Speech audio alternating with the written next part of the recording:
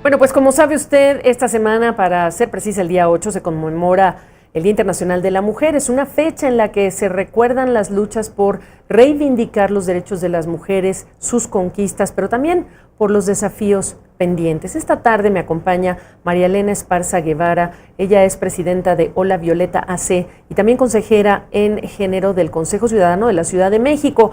María Elena, gracias por acompañarnos. Y fíjate que en anticipación a esta entrevista también recibíamos información sobre un tema del que poco se habla, y es el de la violencia psicológica. Que para muchos se habla de otro tipo de feminicidio. ¿Cuál es la estadística? ¿Cuál es la situación?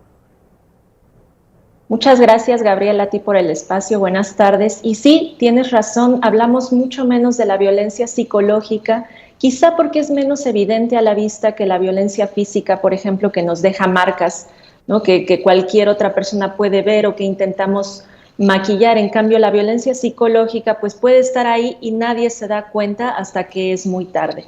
Fíjate que los datos son muy reveladores de la situación en la que nos encontramos, no solo en México.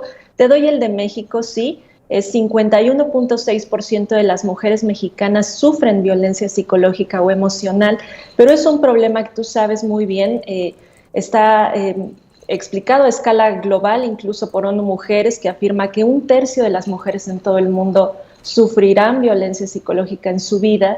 Incluso en países que podríamos pensar que son más desarrollados, como Estados Unidos, el porcentaje en realidad está muy cerca, 48.4% de las mujeres lo sufren, y hay otros ejemplos. Costa Rica, por ejemplo, tiene un porcentaje altísimo de incidencia de este tipo de violencia, que es 73%.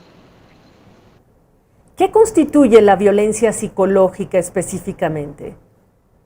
Sí, cuando hablamos de violencia psicológica nos referimos a actitudes que tienen que ver con el control, con la humillación, con las burlas.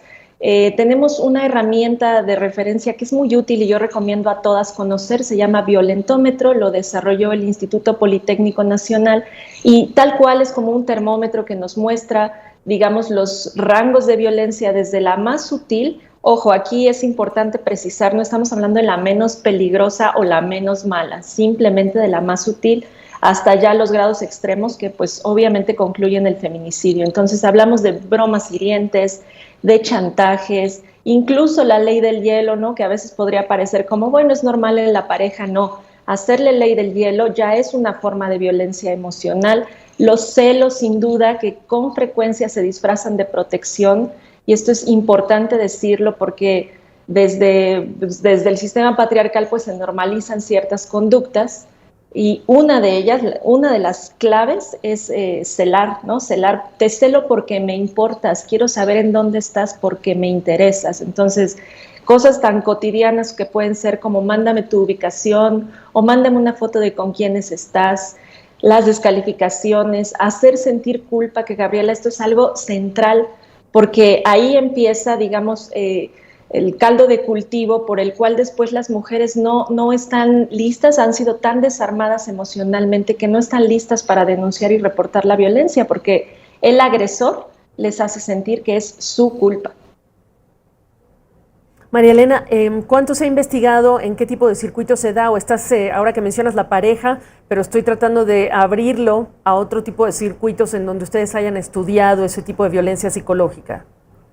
Sí, la violencia psicológica se presenta en todos los ámbitos de la interacción social. La podemos encontrar en el entorno laboral, la podemos encontrar incluso en algo tan simple y tan diario como ir en el transporte público, ¿no? Y recibir una agresión. Violencia verbal forma parte de la violencia psicológica y aunque está presente en todas las, digamos, las esferas de la vida social, sí hay que decir que el lugar en el que más se presenta o el espacio en el que más se presenta es en el ámbito familiar.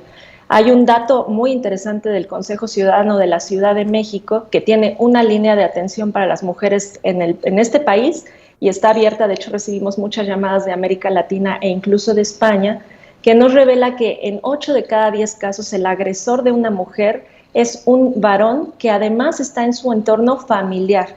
Estamos hablando de la pareja o expareja, el padre, el abuelo, se presenta muchísimo en el caso de niñas y adolescentes, por ejemplo, Y sí, ya en otros espacios pues sí puede estar, por ejemplo, el jefe como violentador. Casi siempre se establecen relaciones donde hay desigualdad de poder como, digamos, base de las agresiones. María Elena, una pregunta quizá peculiar, pero necesaria. ¿Contribuyen las mujeres también a esa misma violencia psicológica, violencia entre mujeres emocional? Sin duda, contribuimos todas y todos, y esto es importantísimo. Qué bueno que lo mencionas, Gabriela, porque a veces parece que cuando hablamos de violencia de género estamos hablando de un problema que es de las mujeres y que tienen que resolver las mujeres. Y no, es un problema social que está, pues sí, relacionado con todas las normas culturales que aceptamos, que asumimos como válidas, y una parte de ellas se perpetúa a través de la educación y de la crianza. Entonces, sí, nosotras lamentablemente también somos replicadoras de estas mismas estructuras de agresión y no solo víctimas, ¿no? Podemos ser quienes violentan, quienes agreden, no solo a otras, también a otros, porque también hay hombres que son víctimas de este tipo de violencia. Por supuesto. Gracias por esta radiografía tan importante, pues, para marcar las cosas sobre las cuales hay que trabajar como sociedades. María Elena Esparza Guevara, ella es presidenta de la Asociación Civil Hola Violeta y consejera del Consejo Ciudadano de la Capital Mexicana. Gracias. Gracias a ti. Buenas tardes.